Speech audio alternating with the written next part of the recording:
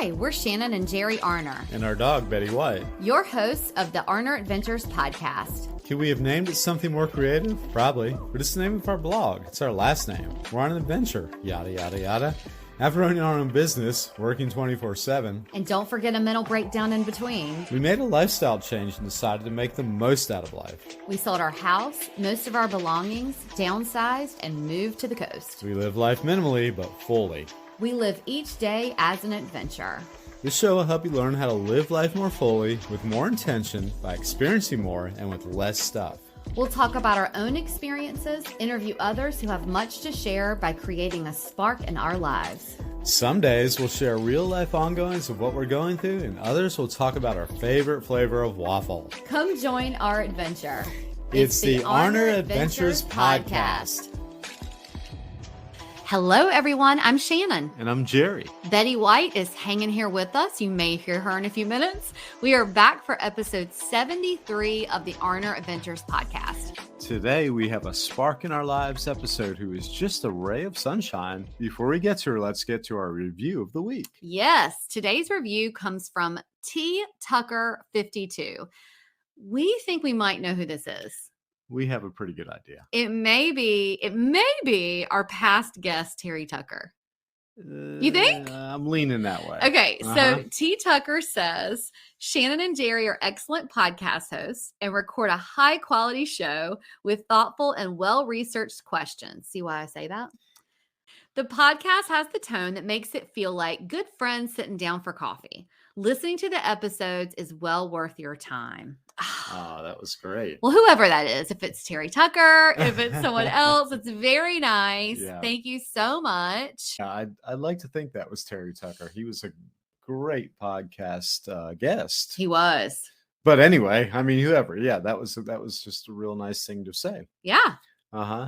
If you all like to give us a boost of inspiration like T. Tucker did, please head over to lovethepodcast.com/arnerventures and give us a review or rating. It helps us so much and serves our content up to other people who may enjoy content like this. Yes. Well, today's guest is Alice Inoue. Alice comes to us from Hawaii, where she lives. She created a business called Happiness U, as in Happiness University, which I think is so cute, which helps individuals find unprecedented clarity. She was a joy. Oh, yeah, she was. Yeah. Very well, charming. Should we go ahead and get to the conversation? Let's get to the conversation. Today's guest is Alice Inoue. Alice is a nationally award-winning author and life guidance expert. This third culture kid has dedicated her life to helping others find answers to life's challenges. As Hawaii's thought leader and celebrated expert, thousands of individuals have found clarity over the past 20 plus years through her work. Her unique brand of life wisdom is featured in her 8 books on self-growth and happiness, as well as in her long-running column in MidWeek, Hawaii's largest publication. Combining her vast set of skills and talents with her entrepreneurial drive, she opened Happiness U. We cannot wait to dig into that. A business with the purpose of helping individuals find unprecedented clarity. Alice, thank you so much for being here. Are you coming to us from Hawaii right now? Absolutely. Live from Hawaii with rainbows and sunshine. Yes, absolutely. What island are you on? I'm right on Oahu, which is the main island where Honolulu is. And I'm right in Honolulu, like right in the middle of it. So I'm in the city, even though we're on a big island, a little island. Oh, that is rainbows and sunshine. And I bet unicorns and... Yeah, we got all those over here. Magic. Well, there's so much I feel like we want to dig into, and Happiness U sounds like it's the perfect thing, especially for Hawaii. And it sounds like, especially as entrepreneurs and then the entrepreneurial world, it sounds like just the perfect thing for people who are trying to get a better mindset on life, and not just Hawaii, but just all over the world. And I know that I've read different things about you, about how you're trying to help people clear clutter. And that's something that we totally relate to. Mm-hmm. And we always tell people, you know, when you're talking about clearing clutter, whether it's physical clutter or not, it really does help you clear the mental clutter from your life. And so I would love it if you could kind of start there, because our audience relates to that a lot. Is what different types of clutter would you describe people having in their life? And when did you sort of, you know, realize the concept of clearing clutter, and in that concept in your own life? Okay. So I'm going to just go out on a limb and say I'm an expert only because I grew up and my mother is a true hoarder. So if you've seen those TV shows like where people just gather a lot of things, there's a lot of background to that. But what's so interesting is that that's where she ended up in her needs. And oftentimes it's for security, right? The more insecure we are, the more we tend to hold on to.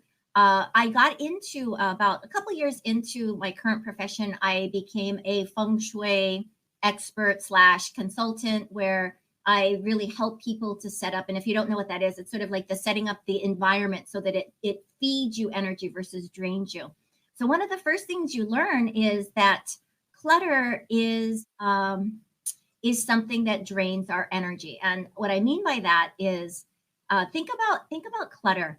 It's things that are unused, unloved, perhaps unorganized, and it just accumulates. So it's considered, I'll use the word energy, like dead energy.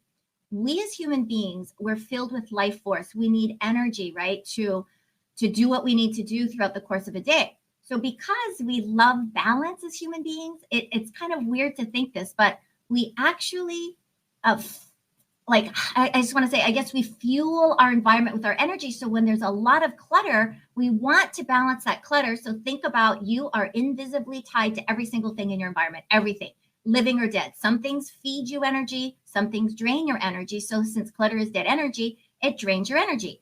And think about this, as we get older, our clutter gets older too. So the clutter takes more of our energy. So as we get older, we feel less and less energetic.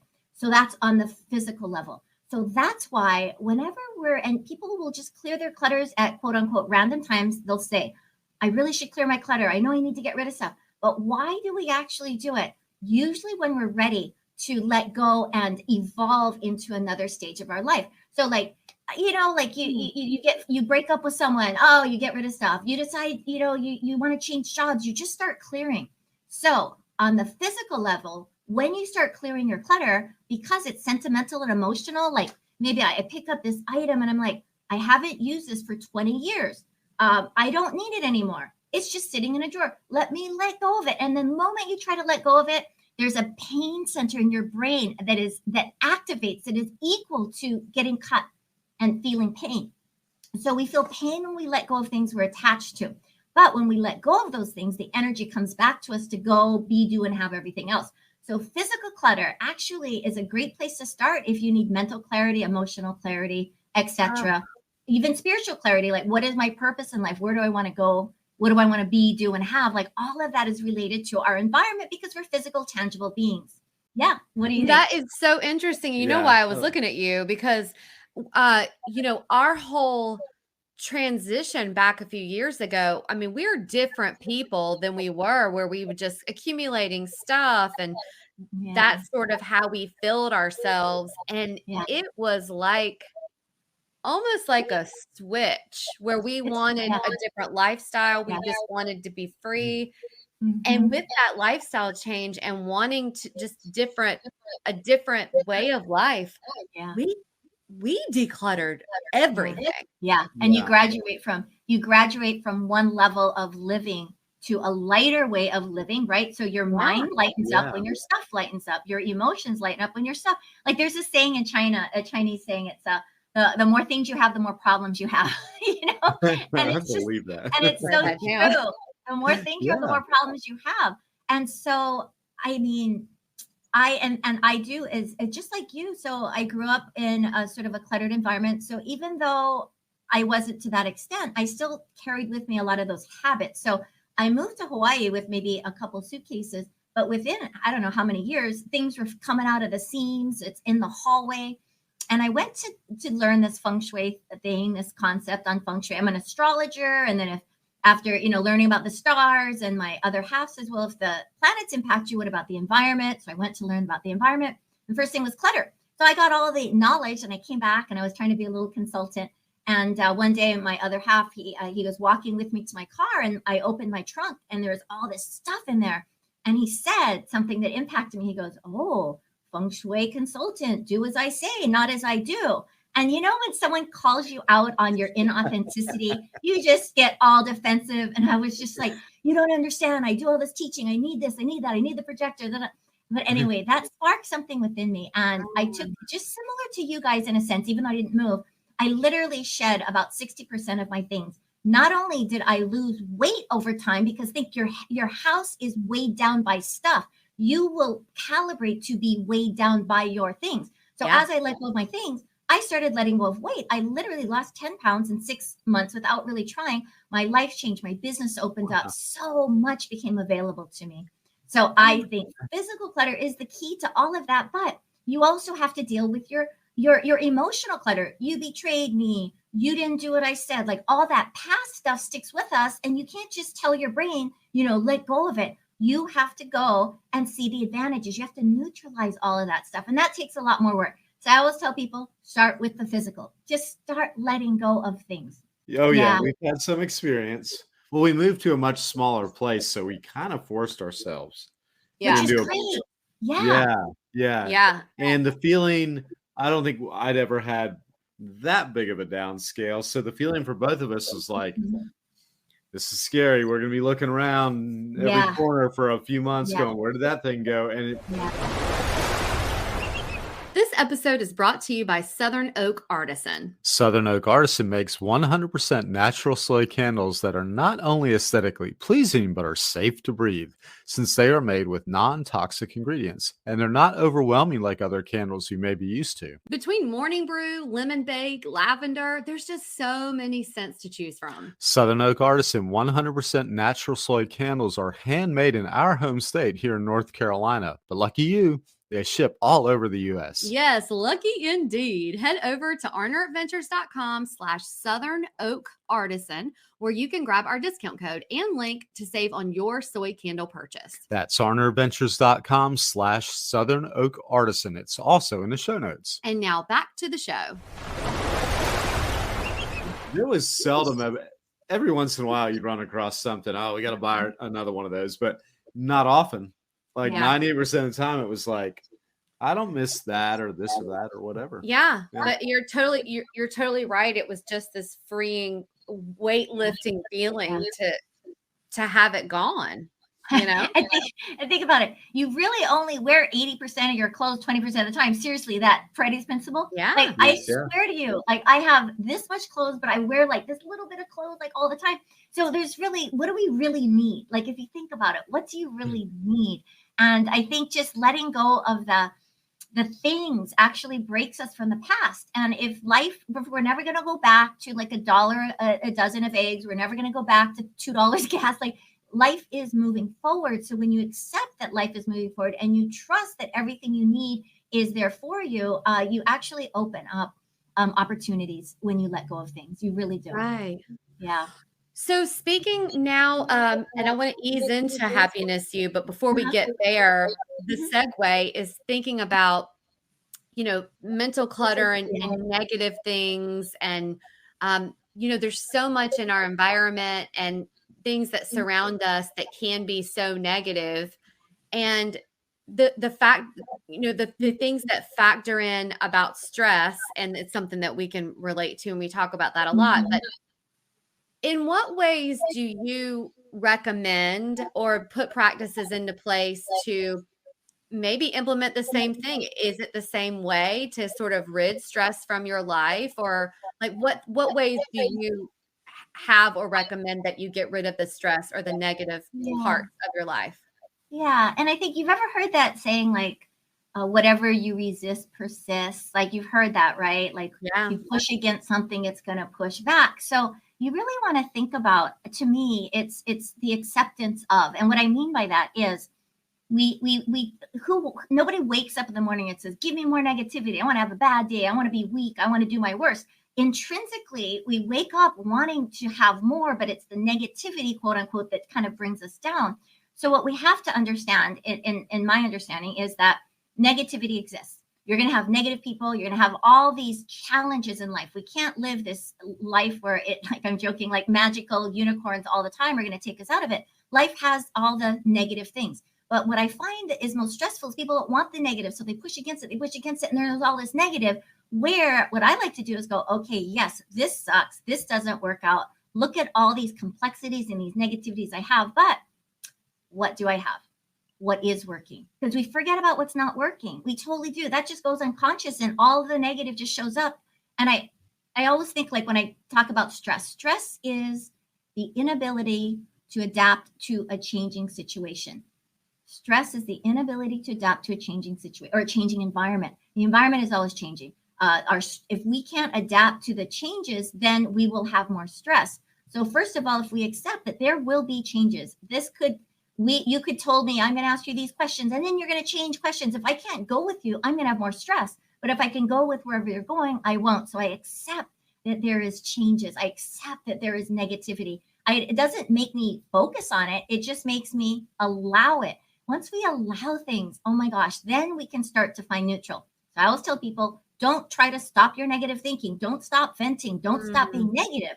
Just share what you need to share. You're human. You're going to have responses to stuff. But when you're done, make sure to add a little positivity. Make sure to look for what is good. At least, even if it's like, hey, I have clothes to wear today. And it sounds silly. But if you don't start investing and putting thoughts in growing what's good, what's bad is going to keep pressing up against you.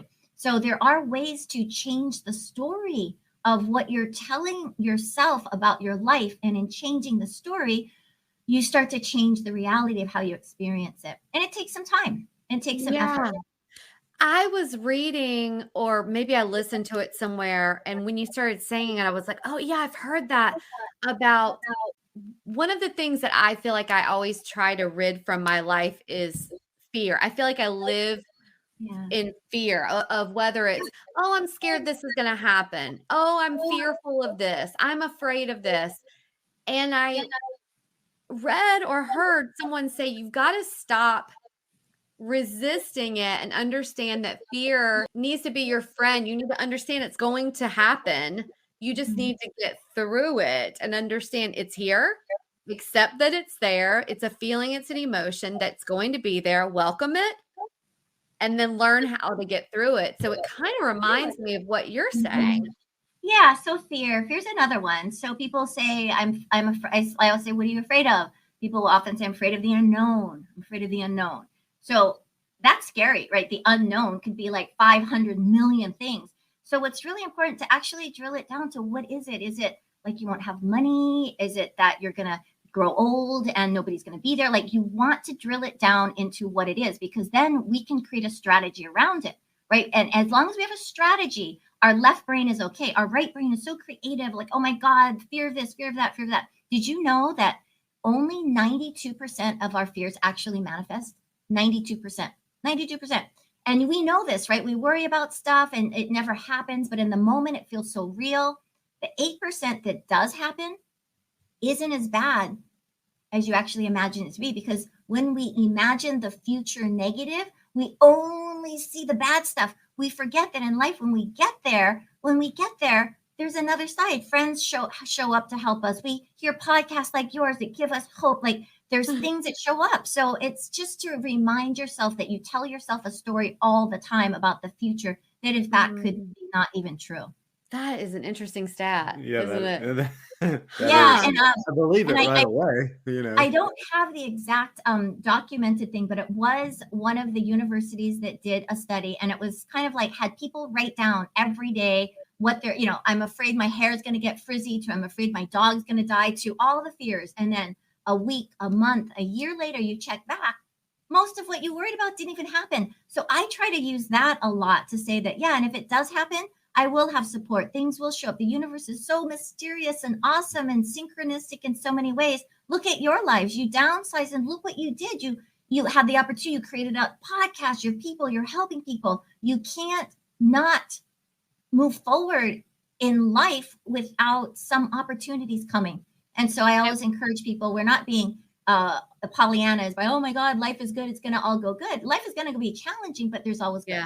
Reminding yourself that. Yeah. And we sure didn't plan for it to go this way either. So, No. so you know, that's the best, right? When it just happens to you, because then you're like, in retrospect, what a blessing in many ways, right? Yeah, 100%. Yeah. Gosh. So it's almost like at some point in evolution, these kind of fear-based things developed.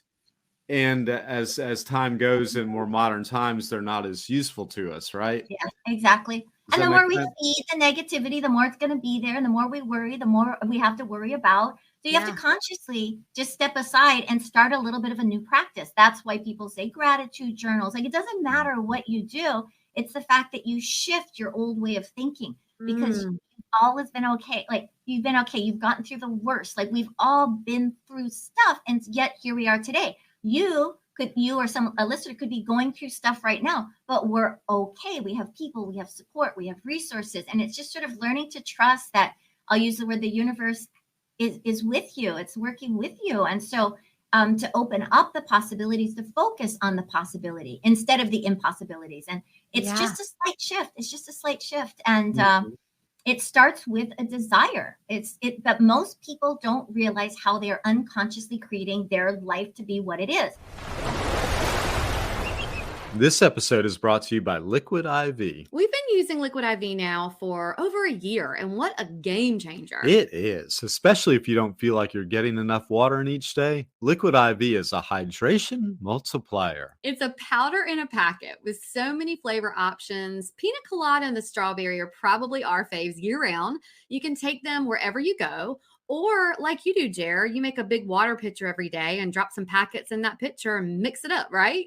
Right you are. Yep, I want my water to work for me. Liquid IV delivers 2 to 2.5 times more hydration than if I were to drink the water by itself. Head over to arneradventures.com/liquid-IV to grab our discount code and get free shipping. That's arneradventures.com/liquid-IV. And now back to the show. So by listening to these self-growth things, to finding people that you resonate with, you start to realize that you are telling a story about whatever is going on. And that story is creating more and more of oftentimes what you don't want. It's so simple. Life is not difficult. It's mindset is everything. We can start with the clutter because that helps us to lighten up. But really, your life changes the moment you start shifting, and there's no instant answers. It's that journey, right? You don't just eat a salad and all of a sudden you got a perfect physique. You have to eat salads and eat healthy, and over time you start to shape up. So shaping up your mind. I just feel like we think something, we believe the thought, and the thoughts are not always there. The thoughts come from fear and worry. So you have to be discerning about what you're letting into your head. Yes. It creates everything. Okay, tell us about Happiness You. I cannot wait for this. We know that you started Happiness You with the purpose of helping people who needed this clarity. So what is Happiness You, and how can we get connected with it? Oh, you're so kind to ask. I'll just tell you, I'll just say, I mean, as an entrepreneur, you can have a great idea, but you need a vehicle to sustain your profit in order to thrive, right? Yeah. Yep. So imagine me. So I've been doing life guidance 23 years now. And then, after about 10, 12 years, I thought, wow, I see a lot of people that there's only one person. I can only coach and do astrology for so many people. So wouldn't that be great? And my whole vision was, I wanted to have a school of life, a place where people came to learn about life. Like, I hear all the stuff that people are talking about. Oh, physical, spiritual, mental, emotional. Everyone's got issues. Everyone has issues or blocks in some area. So I thought, okay, what if I had a school, a brick and mortar school with a classroom where people could come? Oh my gosh, trying to get a business loan for that. They're like, what? That is the most ridiculous thing. There's no business model. Why don't you just do it online? And at first, I mean, now we are completely online, but at first I wanted a place where people could come and sit down and I could see you. We could talk. We could laugh together. If you're sad, I give you a tissue. Like I wanted that, not a mental health place really, but just a life place. Well, anyway, people were like, School of Life. Life is so hard. Like, why would I want to go to School of Life? So then I was like, no.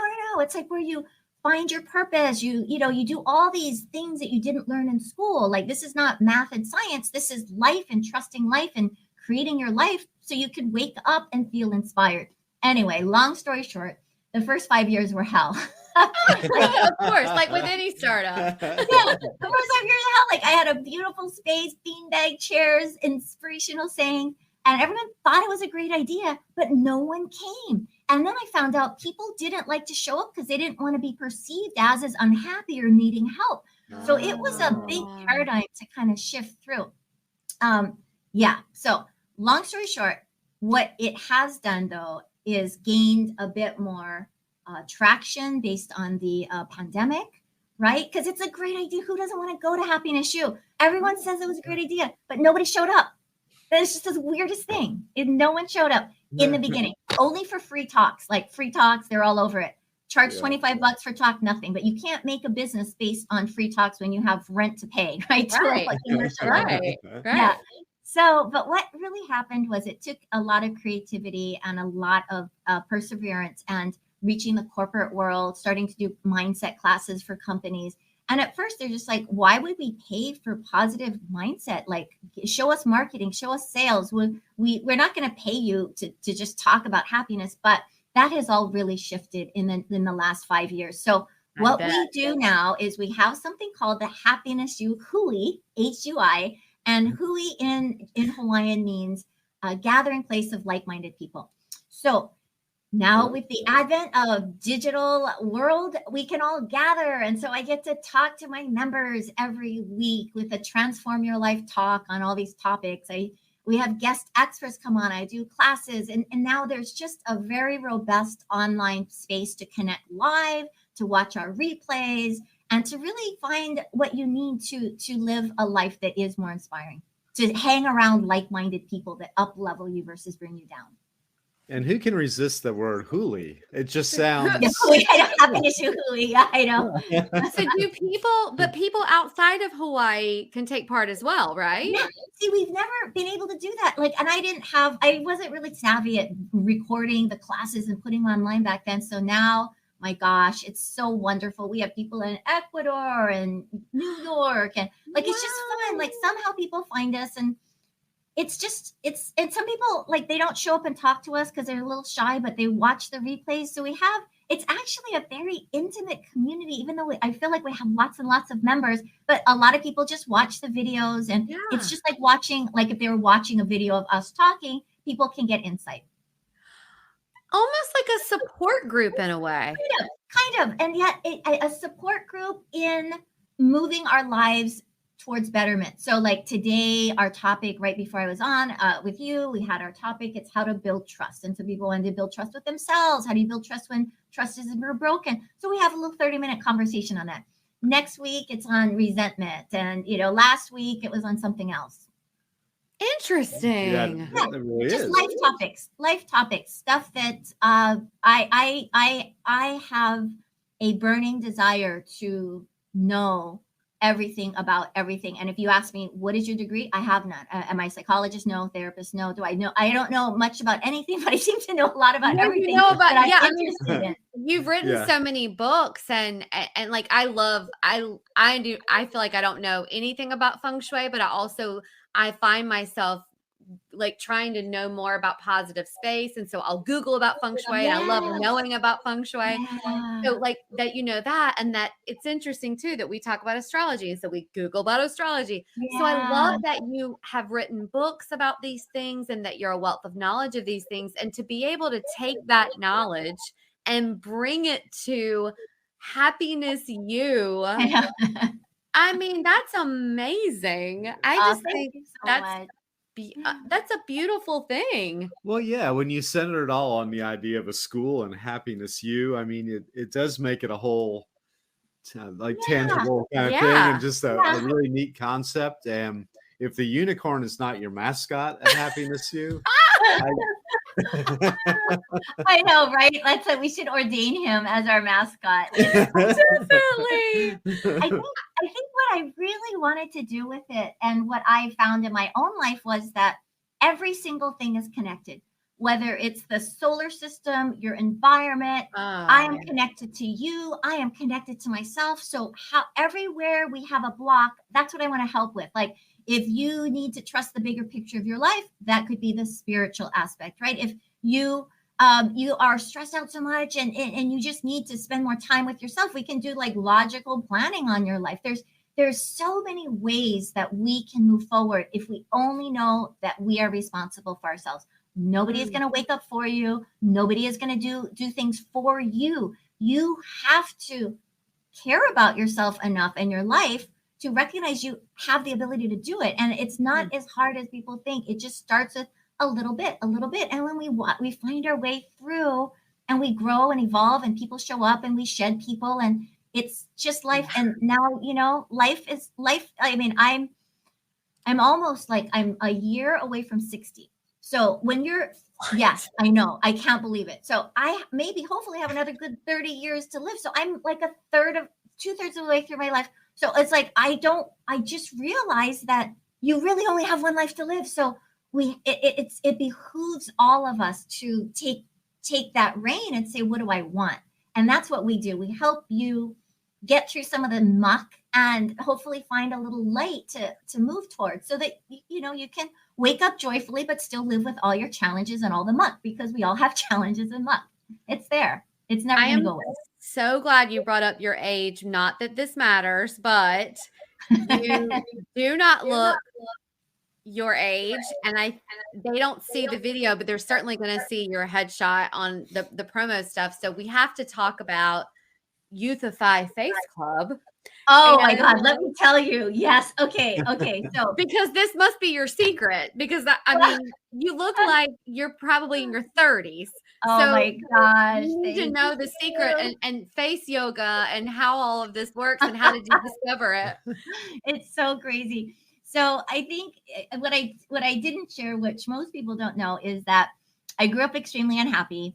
And because of that, I developed an eating disorder. And so you know how it is when you're unhappy and insecure, you eat. So I was like 40 pounds heavier. I'm 110 now. 40 pounds heavier.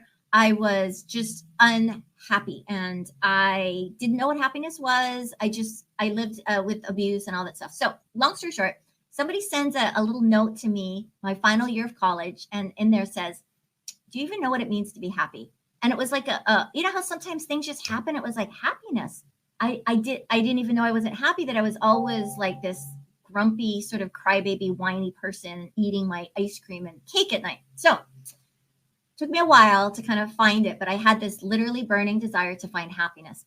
So anyway, I think that most all of us don't want to look horrible in life, right? So when I was really chubby and not feeling good about myself, you just don't feel good. And then that sort of perpetuates it.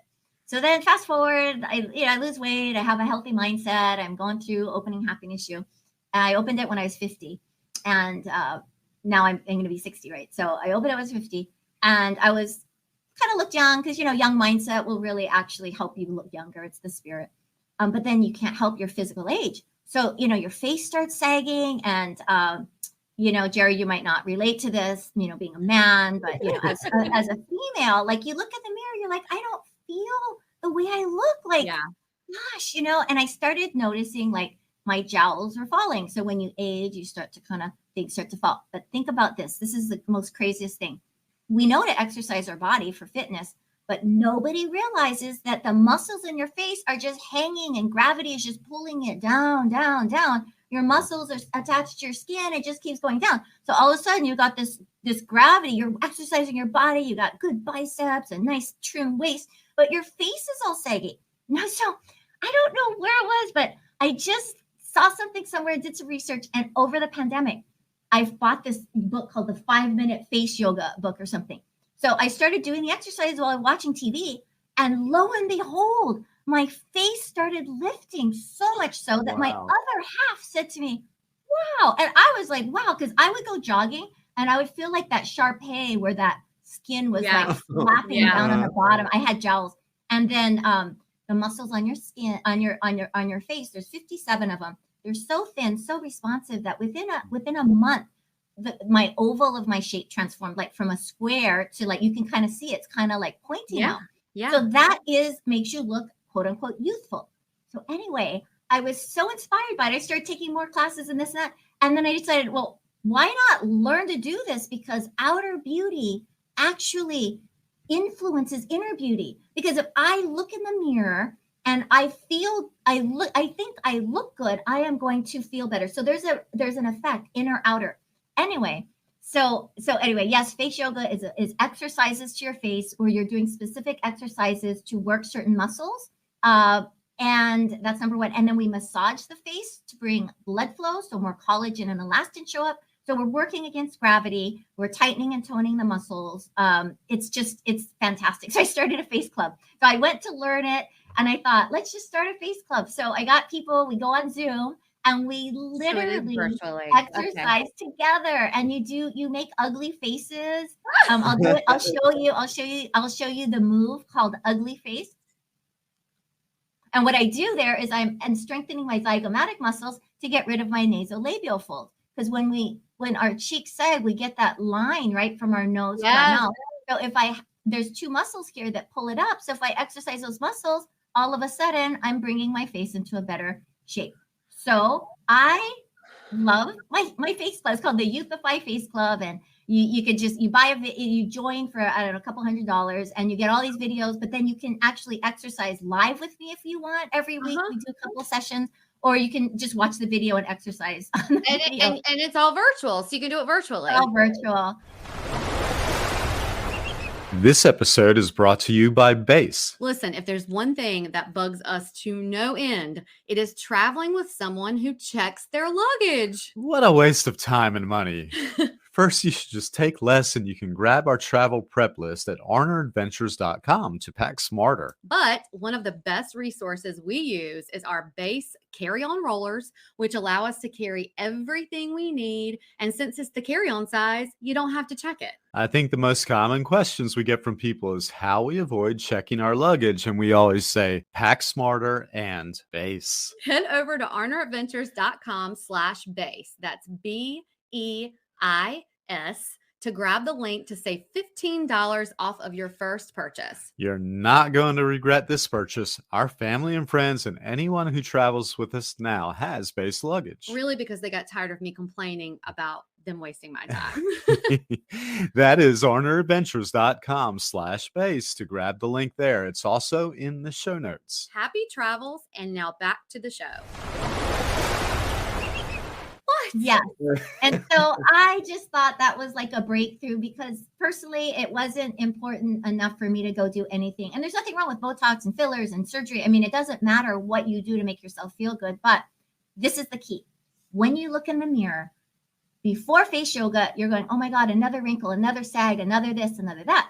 After face yoga, you're looking for improvement. So you're putting positive energy into you. So you're looking for where you improve versus where you're declining. And that brings forth, I'm doing something for myself. It's the greatest self-love. You're doing it yourself. Yeah. And you get together, we make funny faces. Like, wow. We do all kinds of funny faces. And it's just all just to once you understand the architecture of the face, then you can isolate the muscles and create a great difference. Truly. I mean, it's so magical.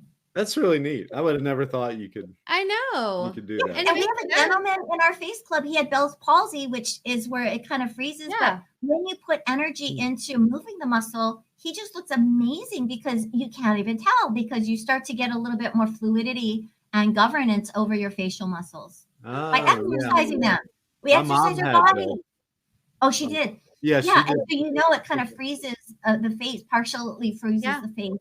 And by putting thought-brain connection to it, you can start to get some mobility back. Wow. Yeah, I was blown away too. And I would never in a million years think that I would be like a face yoga instructor. It sounds so weird, but I love it. I love it so much. And you're bringing this kind of full circle that it's all connected.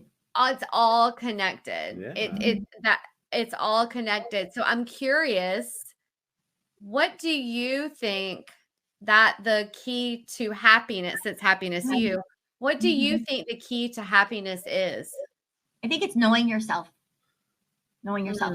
We grow up trying to be we want to fit in. That's natural. And so depending on how you're raised and all of that, we show up for others. And I think we forget to show up for ourselves. And then we're afraid to, because we don't want to be rejected. So I think it's strengthening that trust and knowing that you're good. And I think that's, if you come to Happiness Hui and we accept you as you are, you're much more likely to open up and feel good about yourself. But when we hang out in our regular environments, think about our parents. Oh, you should be more talkative like your cousin. You should be more this. Oh, you this. Like, we're just told how we're not good. And then what we need to do to be in whatever clique or, echelon of whatever, that we kind of forget who we are. So I call it the journey back to self. So what is happiness? It's really kind of understanding yourself, accepting yourself. We all have weaknesses. We all have gone through stuff. We all have things to do. So it's almost like just accepting yourself as you are. That is the first step, because that is the hardest step sometimes for people, because we're told who we should be and why we aren't good. And then we perpetuate that in our head.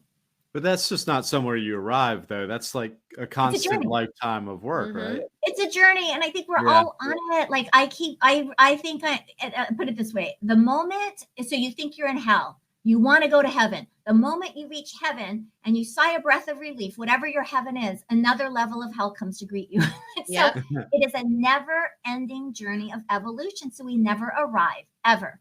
And I think it's just an understanding that we're heading towards what is important for us. I think that's it. Sometimes we feel like it's hopeless. We don't know what to do. We get caught up in all this complexity, and then we stagnate, or we're stressed out, and we just don't make that time. So the first step is making that time for yourself. It's simple as that, because everyone pulls us every which way. And unless you treat yourself like a client, if you're a business person, you have clients, or you're a teacher and you have students, you're trying to give something to others. You have to bring yourself into that equation. Schedule time for yourself. You say, I can't, there's no time left at the end of the day. I get it, but there's no you that's going to be left at the end of your life if you're sacrificing yourself and subordinating to other people's needs. And so the first step is walking back to self. Oh, I love that. I do too. I find it to be an ebb and flow, though. You get back to yourself, and then you realize, this has been pulling me this way and that way, and I wasn't really thinking about it. And then you get back to yourself again. Yeah. And that's all it is. And I think it's just understanding that it's not a straight line. And, and just because yesterday this worked for me, today it might not work for me. So like I said in the beginning, we have to be adaptable and allow. Like that's like one of the first, just allow yourself to be you, allow your life to be what it is. And just, it's that acceptance that's the hardest. It really is, myself included, like everyone. Well, let's get to your fast 5 questions. And number 1, mountains or beach? Mountains. Okay. Living in Hawaii. A little bit of both. Okay, number 2, lying in a hammock or going for a run? Going for a run. Okay. Yeah. Number 3, reading a book or listening to a podcast? Reading a book. Okay. And I have a follow-up question to that. What is the most recent book that you've read? The most recent one is my own book. Okay. Which one of your books have you read recently? Well, it's called Mindful. It's called The Best of Mindful Moments. And believe it or not, I write these things but it's comes from some great wisdom source beyond me, because when I read it, I actually get insight. So not because I wrote it, but just because there's principles that I like to remind myself of. And I really feel like being authentic. And so I need to read what I wrote. So I know that sounds kind of weird. That's like a really weird answer, but yeah. Well, no, I love it. And we'll link really neat. Yeah, we'll link it down in the show notes. Anytime we talk about books, I always want to ask our guests that. That's a good one. Yeah. The idea of writing something to yourself for yourself is kind of a cool thing, you know. And that's how I started writing books. People go, why are you writing some of this? It's like just to remember all the things that I learned that I want to share that are good. But then sometimes, life is life and we get thrown off track. So I like to read it because I'm writing it in a way that I can understand it because I wrote it. So when I read it, I absorb it really well. Yeah, no, that's great. I wrote it down too. Okay, number 4, sunrise or sunset? Ooh, I'm going to go sunset. Okay. All right. And number 5, the most compelling of all these questions, ketchup or mustard? Oh, ketchup, a little bit sweet. Yeah. Okay. Do you guys do a lot of ketchup and mustard in Hawaii? We do. My other half, he's a chef, and so he'll take ketchup and mustard to the next level. So he has his own ways of making it. So there's condiments that have you could think like lilikoi, which is, what is that in lilikoi in English? I can't remember what it is, but like there's all different kinds of like different tropical fruits here, and you could do like mango, like pineapple ketchup, or so it's a little bit like exotic. Yeah. Oh gosh. Oh, that sounds so yummy. Great. Yeah. Okay. So the question that we do ask everyone, all of our guests, Alice, what does a life well lived mean to you? It means that I have listened to myself in all ways, in the same way that I strive to listen to others. And I feel that people need to be heard. And so I think listening for people to be heard is one of the most compassionate, wonderful things you can do, is listen without judgment. And I think life well lived means that I'm listening to myself, accepting myself without judgment. And to me, that makes me feel happy. Oh, I like that. I don't think we've ever quite had it put that way. No, what a great answer. Yeah. And I'll tell you, I've loved listening to you today. This has been a beautiful, beautiful conversation. I've really loved this. Well, yeah, and it's not just your words, but the positive energy that I think kind of makes the words more impactful. I know. It's almost like you're here with us. I just feel like you can feel your energy. You've got great energy. I hope our listeners feel it as well. Energy is a really interesting thing. It is contagious. And that's why when you cultivate what you want, and it somehow impacts others. It does. Your energy impacts the world. And I mean, and it doesn't mean that I'm not energy less at times, but it's just, it's just important. I think knowing yourself and tending to yourself is your best form of self-care. But yet it's the hardest thing to do, right? Isn't it? It is. It is. Yeah. Well, speaking of self-care and happiness, you and everything that you offer, I would love it if you could tell our audience how they can find you, get connected with all of those offerings so that they can learn how to listen to themselves and take better care of themselves. Okay, well, I will just send you to our website. It's really, we couldn't get a happiness U, so it's your happiness and the letter U, and the U stands for university or you. It's kind of a double entendre, so it's happiness U, yourhappinessyou.com. Everything we talked about is on there. Yeah, and we're going to link everything we talked about down in the show notes. Mm-hmm. Oh, you know what I do have? I will give you a link. It's like a /gift. It's a special link. And then you can do face yoga. I have like a sample face yoga class on there you can take, and a little bit of videos on like this kind of talking that we do in the Hui, in case anyone is a little bit like, I want to go in, but I want to, check it out first. I'll send that to you. Okay. Yeah. We'll link that for everyone down in the show notes so they can give it a little try. And we are so grateful for your time, and we're just so appreciative. And thank you so much for being here with us, Alice. My pleasure. Anytime I can share information, it's really a true pleasure. Thank you. We learned so much, and go unicorns. Yes.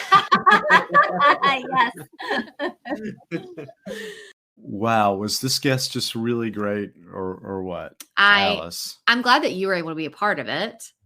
Oh yeah, because of the time difference. You were here, and it wasn't like at a time where you couldn't be here. Or it's true. Yeah, it worked out really good. Yeah, it was really good. She was really, we said at the beginning, a ray of sunshine. She really was. I know you guys couldn't see her, but she really resonated through the screen. She was just so positive. And, you know, I think that anyone who is spreading positivity, of course, we love, they're a spark in our lives, obviously.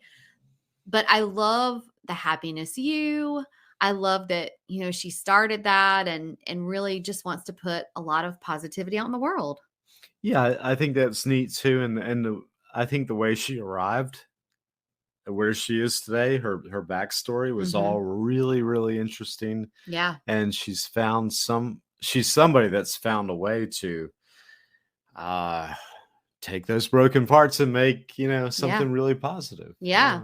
And I really think that the facial exercise thing, like with massaging the muscles in your face and all of that, which I had read that in her bio. It's like, wait a minute, we have to talk about that. Yeah. Yeah. So, you know, it also makes you happy when you can, you know, maybe reduce some wrinkles and aging. It just feels good. I'm doing it as we speak. You really are? Yeah. If this episode resonated with you, or if you know of someone who would benefit from anything we talked about today, or any episode, our guests, or anything, please share it with a friend. It's a great way of supporting the podcast and us, and we really appreciate it. Another way of supporting the pod is by leaving us a 5-star review or rating on the platform you're listening to us on. Oh, and go ahead and hit that subscribe button because that also supports us. We would love that. You can always find us, links we refer to during the show, and any of the podcast sponsors at arneradventures.com or linked here in these show notes. And until next time, enjoy that journey you're on. We're wishing you lots of adventures. Adios. Arrivederci. Au revoir. Adios. Sayonara. Auf Wiedersehen. Dos vidaniana. And